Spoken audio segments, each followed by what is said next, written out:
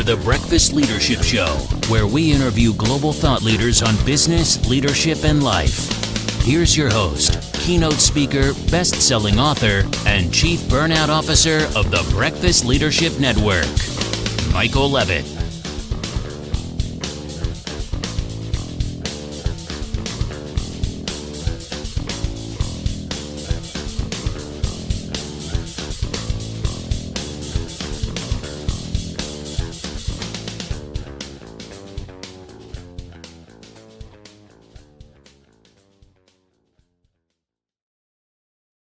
Welcome back. I've got Ken Rusk on the line. Ken, how are you today? Good morning, Mike. How are you? I'm really good. Really looking forward to this conversation because you're doing some really amazing work and it's getting the attention of a lot of companies, which I know you said in the pre-show was kind of a surprise in a way. So why don't you share a little bit about you and then we'll jump in. We'll talk about your book and everything else you're doing.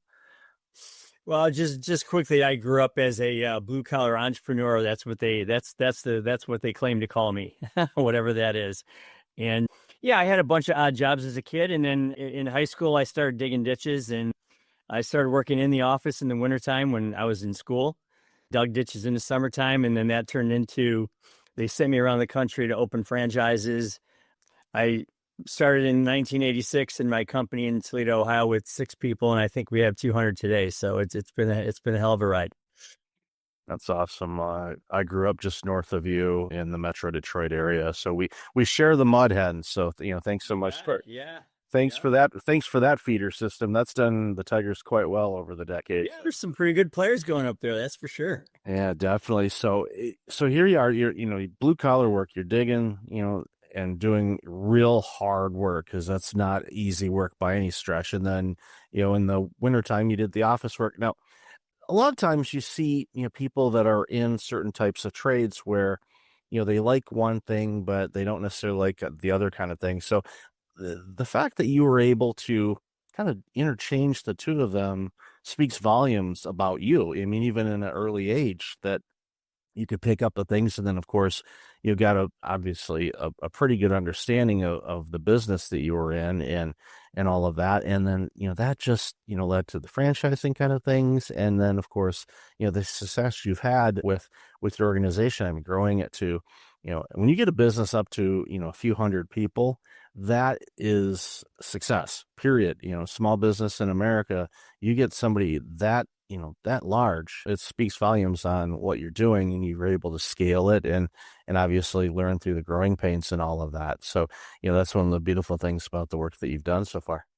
Well, it is an interesting journey because you find yourself trying to replicate yourself as much as you can. And I think that's the real lesson here. There's a word called intrapreneurship that isn't used very often. And it should be because as business owners, I say this all the time. I can't get what I want for myself, nor can I get what my company wants or needs until everyone within it gets what they want first. And it's true, Mike, because businesses are linear creatures, okay? From the left side, you have, the entrance of the building. Here comes in people and supplies and raw material, and something is built, created, made, serviced, invented, whatever. And then that thing has a price tag attached to it, and then it goes through the sales department. Hopefully it's sold, installed, it works. And then it's paid for, and hopefully there's profit at the end of that line. And you are always at the end of that line as a business owner. So it behooves you to make sure that everybody between you and that line does as well as they can for themselves. And that's the thing. I am more interested in the futures of the people within our organization than I think even some of them are at times. And it's a very powerful thing when you can get many individual timed pathways, which is another word for goal. If you can get a lot of those time pathways working synergistically with the goals you have for your business, momentum becomes crazy. And that's where the power is. And again, these people will help you take your company way further than you can take it yourself. That's for sure. Well, we see it often where a lot of organizations, yeah, they're at the end of the line, waiting for the profits to flow through, but they don't really pay a whole lot of attention to that, what I like to call the supply chain of how you get from a concept to a deliverable. And they don't focus on that. And I love how you said, you care for your people and are looking out for their best interest in the future more than sometimes they do individually, which speaks again volumes about why you've had the success. Because when you take care of your people, they're going to take care of you and your customers, because it's just they feel, okay, I feel like I belong, I feel like that I'm being heard, I feel that I'm a part of all of this, and they can kind of see the big picture. And that helps when you don't have a siloed organization, because many people say, I have no idea what they do in that department. Well, Right. that's a red flag right there. It's like, okay, you probably should, because it's going to help you, if anything, get more well-rounded as an individual and understand the bigger picture of how your effort pays forward to whatever the deliverable happens to be, whether it's a product or a service. And understanding that, just makes such a big difference. And I mentioned this on the show from time to time. I worked for a consulting arm of, at the time it was Daimler Chrysler, now AMG, Daimler Benz, all that good stuff.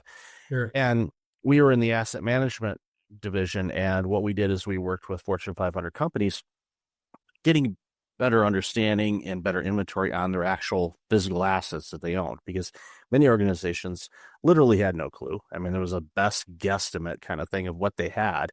So we would go in and, asset tag and all that kind of good stuff. And this was, kind of pioneer days, because it was, a quarter century ago when I worked there. So it was still early on using technology and all of that to, keep track of things. So what we did is we always had, different project teams so we'd work on these projects. But at the end of it, we would always have that, debrief. Okay, what went well, what didn't? But we brought in other people from other projects to sit in on the meetings that had nothing to do with the project at all. And what that did is it built a camaraderie, because what would happen is then, one, we got a lot better at what we did. We found efficiencies, because those outside project team members would say, well, we saw this when we did this. So we got better at what we did, and we shared the knowledge. But also what it did was it made us all interchangeable at different projects. So it more or less, we ended up working with everybody instead of our core 3 or 4 people that does this kind of business and this kind of business. We got so much improvement in there, got on the radar back home in Germany. So they were quite interested. Okay, what are you doing there? How are you increasing the number of clients without bringing on additional consultants? What's the magic pill you're taking there? And it was just, well, we just started working together and collaborating, and it just created just a really dynamic department that was just absolute blast to work for. Well, you made a good point a minute ago when you said take care of your people. So, if I gave you a piece of paper and a Sharpie, and I said draw taking care of your people, it's a really difficult thing to do, right? So for me, when I think of taking care of the people, I think of creating an environment where they learn how to forecast what their future life is going to look like, how they can take care of themselves. And that's really the thing, because nobody teaches people how to look at what your life is, look at where you want to go, draw it out completely in enormous detail, colorful, concise, clear detail, and then go get those things one puzzle piece at a time. Nobody teaches people within your organization, well, why are you here? What do you want out of this experience? What do you want your life to look like? And I find that when you get people understanding and saying things like, wow, I can get what I want for myself with and through Ken's company, so therefore I will remain loyal, long-term, effective, motivated. And if you can turn these people by turning themselves into these goal-crushing machines, it's a whole different dynamic, Mike. I mean, you can't wonder why your people are working for you. I mean, every human being has 3 eights: 8 hours of sleep, 8 hours of work, and 8 hours of something else. I'm most interested in what this something else is, because I want to hire the whole human being. I don't want to hire 1/3 of them. And I think that's the biggest thing. People don't pay attention to why the people are working within their organization, so they never fully get their potential out of them. And I have personal goals, personal time pathways, and so does everybody else here. When those are working together, it's just an amazing thing. Yeah, that's when you see days and weeks and months and years fly by, and you go, "Where in the world did the time go?" Because you're living your best life, because you get to taste life, and you see it, as a customer when you walk into an establishment, and you can tell if that dynamic, maybe it's just me, but and I'm sure you do too, you can tell right away, okay, what's the dynamic here? Is this organization that is, really believes in their people, or are they strictly bottom line and they look at people as replaceable widgets and they can just swap them out? And Right. you see that. And even, there's a pharmacy across the street from me, and, I've lived in this location for almost a decade now, and there are still quite a few people there that have been there for 10 years. And I go in there and some of them they recognize me because, I'm in there from time to time, but they're jovial. They're having fun. They might be stocking one day. They might be ringing customers up. They might be talking with somebody else.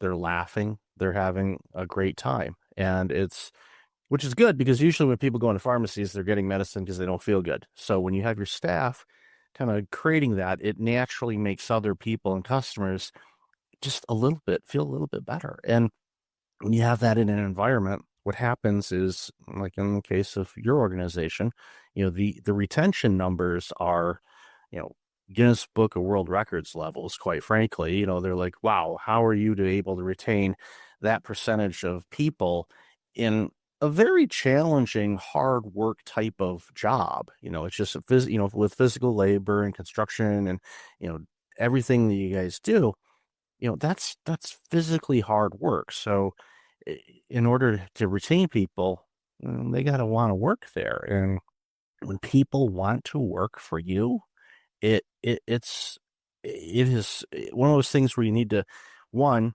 thank yourself that somehow, some way you figured out how to do it. And, obviously your career and your life and who you are as an individual. It's those Midwestern boys, by the way. Just this side note, folks, if you're looking for people that, get it for some reason, must be in the water. It's the Great Lakes, must be that. But ultimately it just, I don't want to say it makes work easier, but it does. It makes it easier to withstand, obviously, the challenges that we've seen over the last 5 years. There's been a few, whether it's economy, supply chain, cost of things. There's this pandemic that happened, that just completely disrupted all kinds of different things. But when you have a healthy organization like yours, you're able to navigate through those things because, one, and I love your thoughts on this, the people know that the organization is going to do everything humanly possible to take care of things, to make sure that they're as safe as they can be. And when they have that, all of a sudden it makes it easier to navigate those choppy waters. So I'd love to hear your thoughts on that. Well, yeah, I think the thing about culture is it's kind of unknown for most people. They think culture is, I got to have a crying room or a massage area or, a place to roller skate down the hallway or free lunch or picking up your dry cleaning for you. That's all fine. But, I had to work on culture before culture was even cool. Okay. So, and I think that's why we get so much requests for speaking for culture in small businesses, because if you can take a group of ditch diggers, which I'm proudly one of, okay, and you can create, work spans of 10, 20, 30, 40 years. I have my first 2 employees ever. They're still here 40 years later. And I've got many people in the 10s and 20s and 25s and 30-year spans. So in order to make that happen, you're right. You have to make sure that you create an environment where people believe they can get what they want for themselves. And I always say, I want you to be selfish. And I don't mean selfish at the detriment of others, Mike. What I'm saying is, I want you to work on self. I want you to work for yourself first and this company second. So what does self mean? What are you working on for you? What does your life look like for you? And then let's really focus on that, because there again, that's where the power lies. Now, when you talk about people getting together and working as a group like that, now you've got people who are publicly posting what they want next out of life. They want to get a new car. They want to go to Scotland to play golf. They want to, learn Spanish, or they want to maybe get in shape, or whatever it might be. Those are public timed pathways. We don't allow people to just walk around with these goals in their heads. Okay, they have to be public. And now you've got 200 people that are all high-fiving each other saying, hey, man, I see you're 6 months away from that new Ford F-250. That's pretty cool. Or when you leave for Scotland, I see that you're almost on your way there. Those are the kinds of things. All I want to do is walk the hallways, high-five people, hold them accountable sometimes to their time pathways, make sure they're real. But all I want to do is walk around this group of people and enjoy what they're enjoying. Okay. And it's the best way to live. You said it earlier. It's the most fun way to work. It's the best way to pass the hours and the time. And again, people ask me what I do for a living, and I say, I help people celebrate their wins, man. I help people stay focused on who they want to be. And I've given up a lot of those mechanical pieces and parts that I had 10, 20, 30 years ago. And I remained in this visionary space.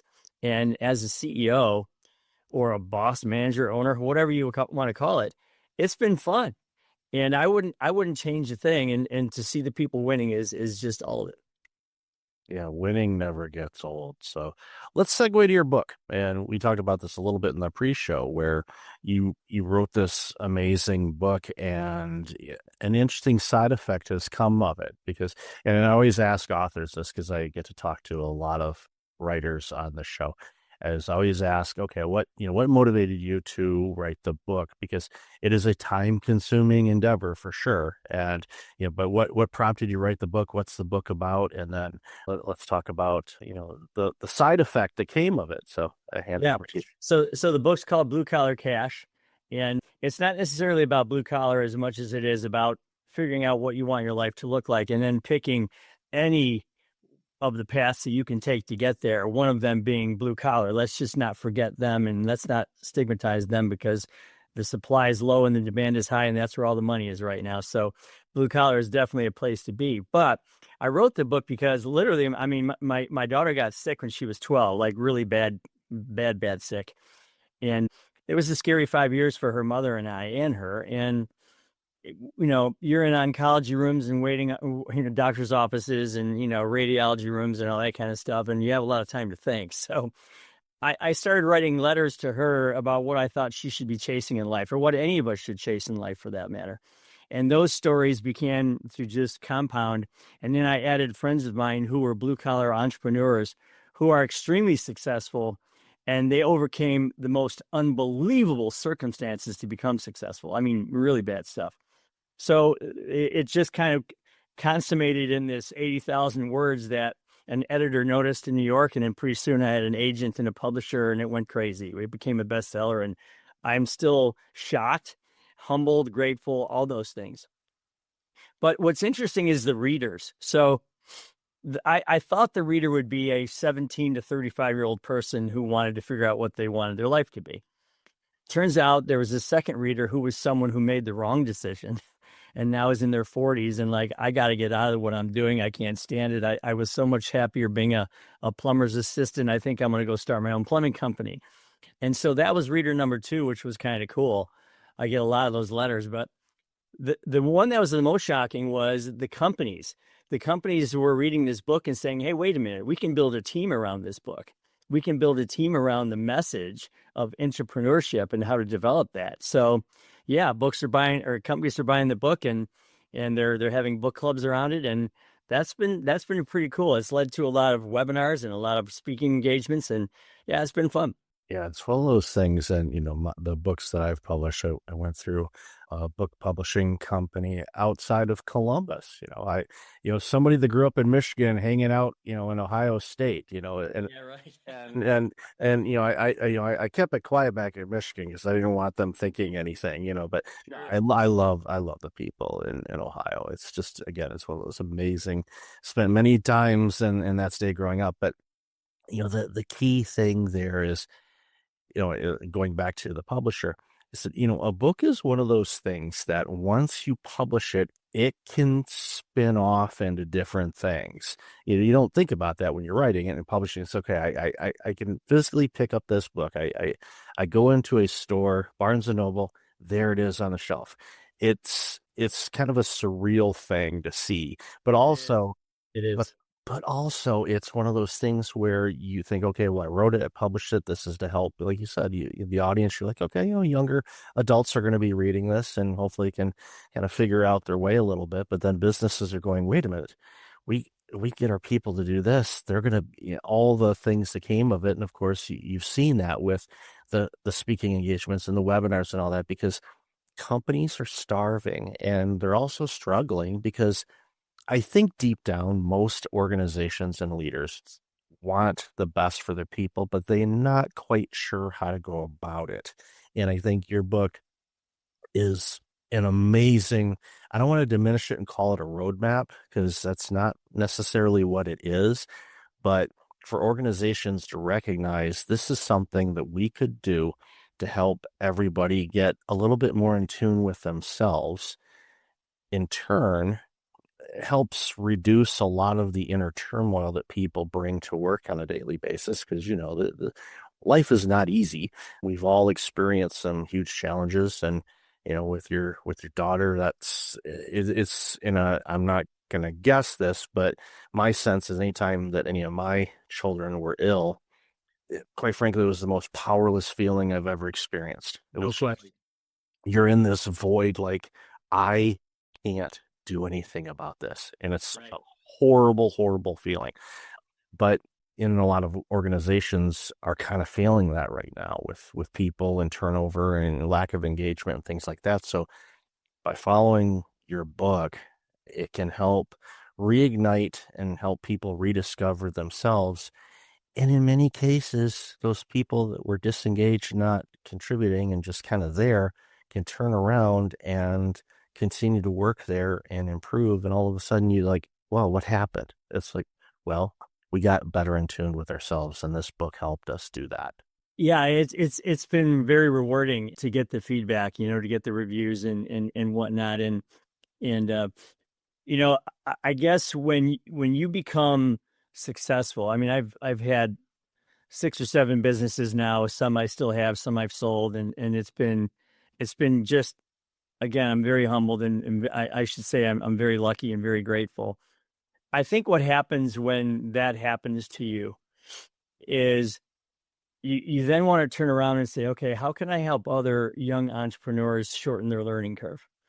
And so that's why I built the book. That's why I built this course around it as well. And this course is an 8-session, 45-minute course. It's really inexpensive, and I donate all the money to first responders anyway and Gold Star families. But it was, I just wanted to make sure, Mike, that if you read the book, that you were going to actually change your life. I mean, I was tired of so many people. Oh yeah, I read this great book. Well, how did it change your life? Well, I don't know. But it was a good book. Well, that's not good enough for me. If you're gonna go through the time to read something, I want you to highlight the good sections. I want you to say, I'm going to put this into action this afternoon. And that's what the course does. It helps you to say, I'm going to change the way I look at myself and my life this afternoon, not tomorrow, not next month, not someday. And so I just wanted to have that kind of impact, and so far so good. But yeah, I think that was one of the most surprising things for me, was to have a company say, yeah, let's have people surround this theory that Ken's talking about in a book club and see where it goes. And yeah, it's been great.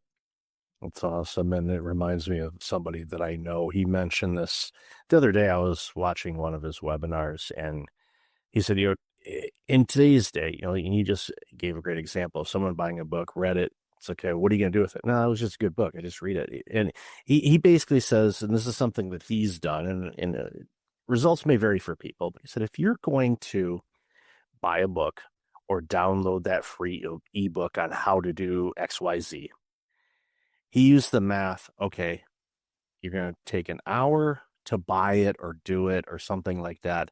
But then you're going to spend 3 times amount, at least 3 hours, implementing what that book or that lesson or that course taught you.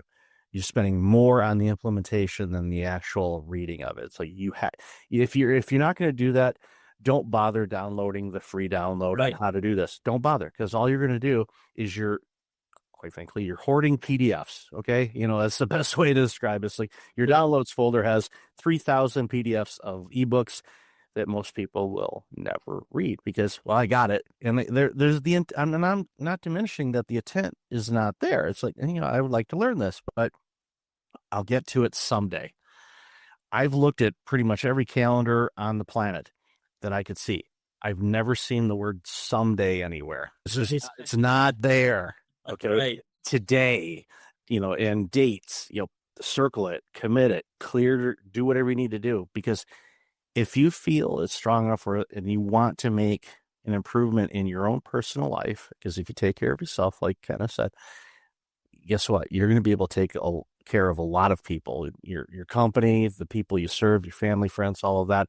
So this book is a lot more than just a business book or how to do things or how to live your life. This is an all-encompassing book. So in the show notes, I will definitely have a link to that, as well as your course as well, because I think it's critically important for people to take advantage of this opportunity to be able to learn from you and the success you've had. Because if they get a sliver of the success that you've been able to build over your career, we all benefit as a society, because I want, and I know you do too, sure, absolutely. I want people to be successful. Why? Because then we get better stuff. It's just right. It's a win-win for all of us. The whole world improves. And it's funny that you mentioned that about someday, because I actually wrote a whole section in one of my chapters called the Someday Club versus the 2-Day Club. And I analogize someday as a country club. And then there's another club called the 2-Day Country Club.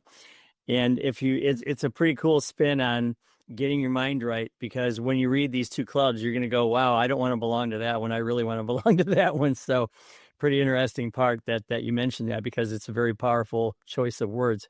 Which one you choose to use is up to you. But yeah, very powerful. Good stuff. Well, Ken, thank you so much for your time today. Where can people find out more about you, your book, and everything else you're doing? I would say go to kenrusk.com and you'll see the book, the course, and you'll see what we're up to there, the speaking that we're doing and the consulting and whatnot. Our speaking isn't necessarily keynotes. It's more of a hands-on consulting speech, which is more fun than just listening to someone blab.